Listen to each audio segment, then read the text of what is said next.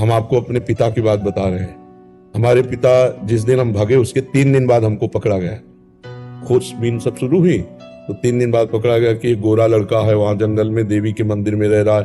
तो पहले बड़े भाई आए तो उनको तो कठोर शब्दों से कह के, बहुत विवेक प्रवीण था, बचपन में भी बहुत विवेक प्रवीण था, मतलब प्रवीण ना होता तो संसार की यात्रा काटते हुए भगवान ऐसे कैसे लाते। तो जब पिताजी आए तब हम मिल गए, क्योंकि वो एक कठोर स्वभाव के और बहुत धर्मात्मा पुरुष थे।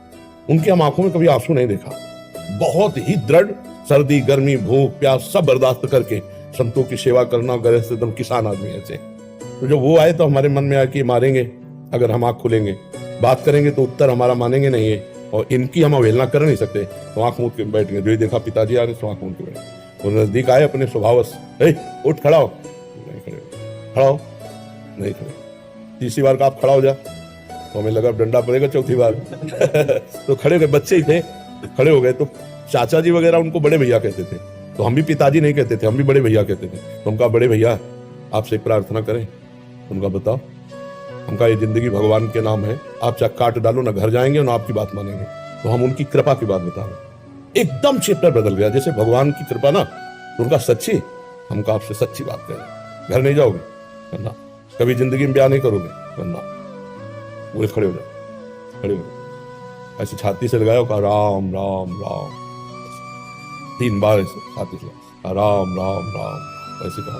तो कहा जाओ, अगर ऊसर में भी बैठोगे तो फूलों की वर्षा हो। जाओ, जिंदगी में कभी तुम्हारा कोई बाल बांका नहीं कर सकता। पर एक बात ध्यान रखना, अगर आप बाबाजी बनते हो तो हमारा आशीर्वाद, ऊसर में भी बैठोगे तो फूल बरसेंगे, और जिंदगी में कोई बाल बांका तुम्हारा नहीं कर सकता। और अगर कहीं किसी की बहन बेटी देखी तो फिर तो हमका जिंदगी में आप इस बात को कभी नहीं सुनोगे। तो वो तो पधार गए, कई वर्ष हो गए उनको पधारे हुए, पर उनका आशीर्वाद, माता पिता का आशीर्वाद भगवान का आशीर्वाद होता है।